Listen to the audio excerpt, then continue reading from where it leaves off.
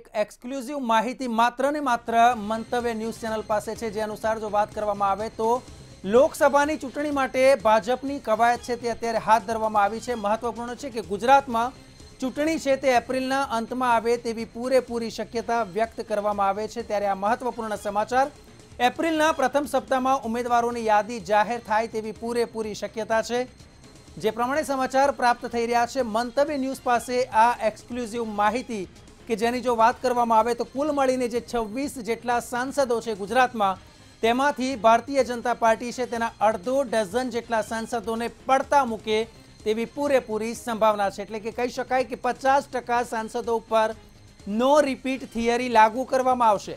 સૌરાષ્ટ્રના લગભગ 3 સાંસદોની બાદબાકી થાય તેવી પણ શક્યતા છે અને નવા નામ જાહેર થાય તેવી શક્યતા માનવામાં આવે છે। ત્યારે મહત્વપૂર્ણ સમાચાર એ કહી શકાય કે ગાંધીનગરથી સાંસદ એવા લાલકૃષ્ણ અડવાણી આ વખતે પડતા મુકાય તેવી શક્યતા પૂરેપૂરી વ્યક્ત કરવામાં આવે છે। આ ઉપરાંત જો વાત કરવામાં આવે તો સૌરાષ્ટ્રમાંથી જો વાત કરીએ તો વિઠ્ઠલ રાદડિયા કે જેઓ પોરબંદરથી સાંસદ છે, દેવજી ફતેપુરા સુરેન્દ્રનગર, નારણ કાછડિયા અમરેલી અને લીલાધર વાઘેલા પાટણથી પડતા મુકાય તેવી શક્યતા છે। ઉલ્લેખનીય છે કે સાબરકાંઠાથી દીપસિંહ રાઠોડ પણ દીપસિંહ ચૌહાણ પડતા મુકાય તેવી શક્યતા વ્યક્ત કરવામાં આવી રહી છે। તો ગોધરાથી વિવાદિત નિવેદનો માટે જાણીતા તેવા પ્રભાતસિંહ ચૌહાણનું નામ કમી થાય તેવી શક્યતા છે।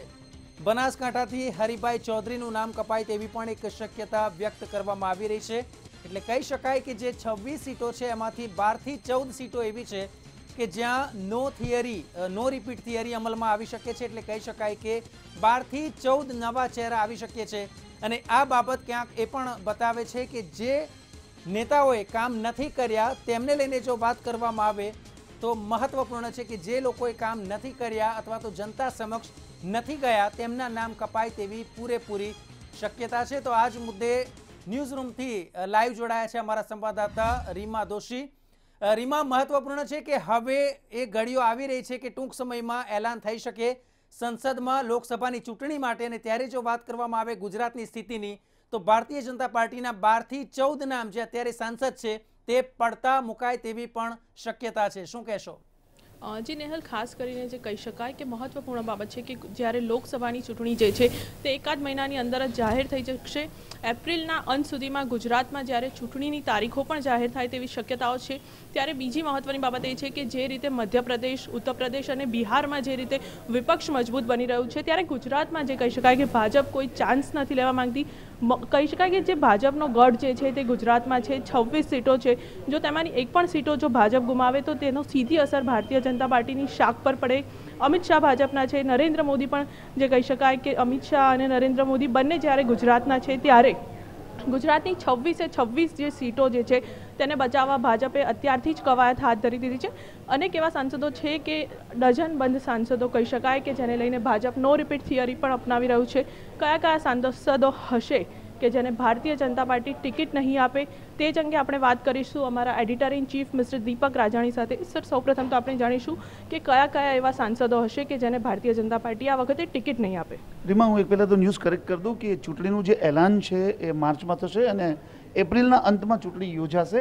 હવે આપણે વાત કરીએ કે ભાજપ કયા સાંસદોને ડ્રોપ કરશે, તો ભાજપની વિધાનસભા અને લોકસભામાં દરેક વખતે એક એવી થિયરી રહી છે કે તેઓ નો રિપીટ થિયરી લઈને આવે છે। વિધાનસભામાં ધારાસભ્યો સામે જે અસંતોષ હોય, લોકસભામાં જે સાંસદો સામે અસંતોષ હોય, એને ધ્યાનમાં લઈને નો રિપીટ થિયરી અનુસંધાને અનેક વખત બાદબાકી થતી હોય છે। હવે આ વખતે જ્યારે ગુજરાતમાં ચર્ચા શરૂ થઈ છે ત્યારે એવું લાગી રહ્યું છે કે આશરે 12 થી પણ વધુ સાંસદોને ભાજપ ટિકિટ નહીં આપે।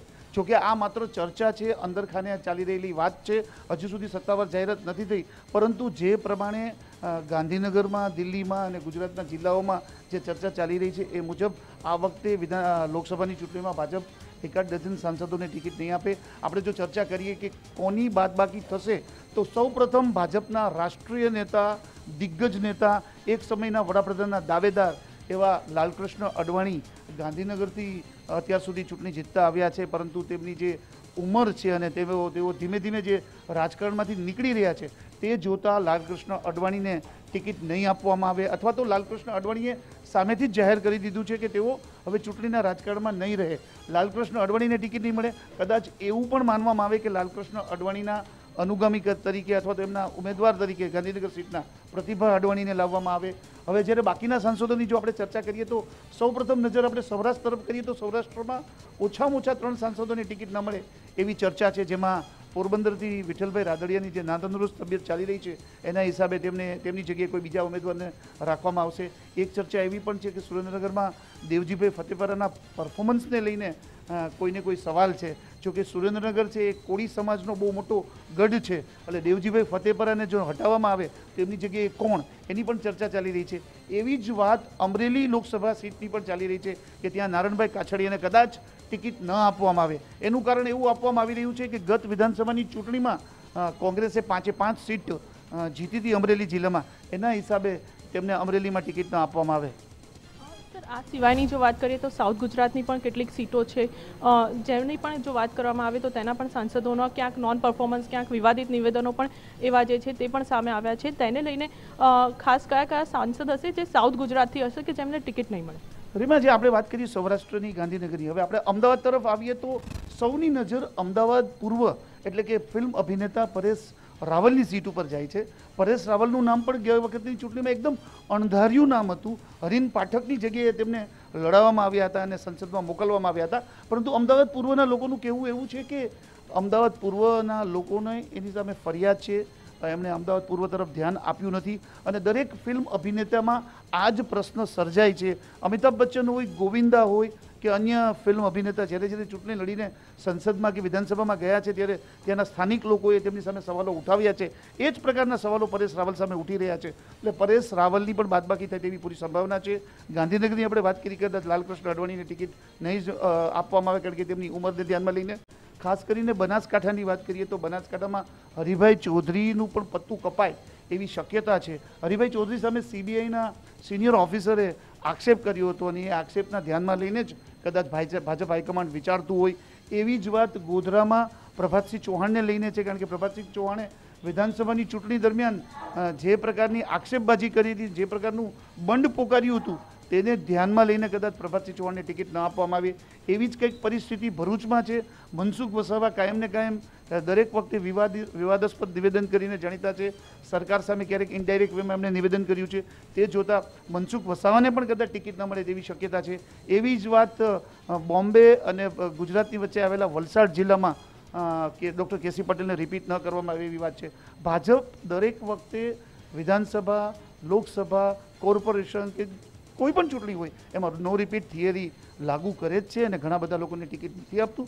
ત્યારે આ વખતે કોઈ પણ જાતનો ચાન્સ લેવા માગતું નથી ભાજપ.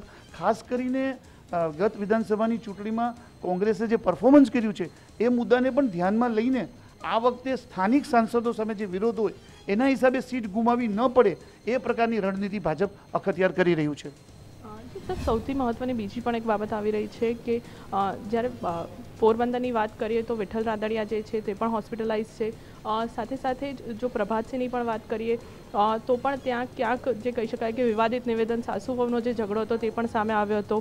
હરિભાઈ ચૌધરી પણ ક્યાંક ફસાયેલા છે. એટલે ક્યાંક ભાજપ જે છે તે આ જે પ્રકારના જે તમામ જે નેતાઓ છે જે વિવાદો સાથે જોડાયેલા છે તેમને ક્યાંક પડતા મૂકે તેવી બાબત છે. એ સિવાય કંઈ? બિલકુલ. જે 12 સાંસદોની આપણે વાત કરીએ એમાં તમે જે 3 સાંસદોના નામ લ્યો છો એ નામ આવી જ જાય છે. હવે ધારો કે વિઠ્ઠલભાઈ રાદડિયા, તો વિઠ્ઠલભાઈ રાદડિયાને ડ્રોપ કરવામાં નથી આવતા. વિઠ્ઠલભાઈ રાદડિયા જે લાંબા સમયથી બીમાર છે એમના હિસાબે એમની જગ્યાએ કોઈને લાવવામાં આવે. સૌથી મોટી ચર્ચા સૌરાષ્ટ્રમાં એ છે કે વિઠ્ઠલભાઈ રાદડિયાના અનુગામી કોણ બનશે. અમુક વર્તુળો એમ કહે છે કે કદાચ વિઠ્ઠલભાઈ રાદડિયાના પરિવારમાંથી ટિકિટ આપવામાં આવશે. તો અમુક ભાજપનું જૂથ એવું કહી રહ્યું છે કે વિઠ્ઠલભાઈ રાદડિયાના પુત્રને જેતપુરની સીટ ઉપરથી લડાવવામાં આવ્યા એટલે જે જેતપુરમાં જે જૂના બીજેપીના અગ્રણી હતા જસુમતીબેન કોરાટ અથવા તેમના પુત્ર પ્રશાંત કોરાટનું કાર્ડ ત્યાં ભાજપ પોરબંદરમાં ખેલે. એટલે અને બીજી વાત, પ્રભાતસિંહ ચૌહાણ કાયમને માટે વિવાદાસ્પદ નિવેદન કરતા આવ્યા છે. હવે એટલે આ બધી બાબતોને ધ્યાનમાં લઈને જે અંદરખાને સર્વે ચાલી રહ્યો છે એ સર્વેના જે સંકેતો મળી રહ્યા છે તે જોતાં એવું લાગી રહ્યું છે કે કદાચ 1-8 ડઝન સંસદોને ટિકિટ નહીં આપવામાં આવે. જી આભાર દીપકજી. ખાસ તો આ હતા અમારા એડિટર ઇન ચીફ મિસ્ટર દીપક રાજાણી. તેમણે જણાવ્યું કે જે કહી શકાય કે લોકસભાની જે ચૂંટણીઓ જે છે તેની તૈયારીઓ જે છે ભાજપ અને કોંગ્રેસ બંને પાર્ટીઓ દ્વારા કરવામાં આવી રહી છે, પરંતુ જે એક તરફ જે ગઠબંધનો થઈ રહ્યા છે, વિપક્ષ જે રીતે મજબૂત બની રહી છે, તેને લઈને જે કહી શકાય કે ભાજપ જે છે તે ગુજરાતમાં કોઈ ચાન્સ નથી લેવા માંગતી, તેની જે સીટ જે છે તે પણ ગુમાવવા નથી માંગતી. એટલે કે જે નેતાઓ જે છે તે વિવાદ સાથે જોડાયેલા છે, વિવાદોને લઈને તેઓના નામ ચર્ચામાં છે, તેઓને ભાજપ જે છે તે પડતા મૂકે તેવી પૂરી શક્યતાઓ છે. જી બિલકુલ. તો રીમા, આભાર. જે પ્રમાણે આપે માહિતી આપી બહુ સ્પષ્ટ છે કે આ એક્સક્લુઝિવ માહિતી માત્ર ને માત્ર મંતવ્ય પાસે છે, જે બાબત સ્પષ્ટ કરે છે કે કુલ જે 26 જેટલી જે લોકસભાની સીટ છે તેમાંથી વાત કરવામાં આવે તો લગભગ 12 થી 14 નામ કપાય તેવી પૂરેપૂરી શક્યતા છે.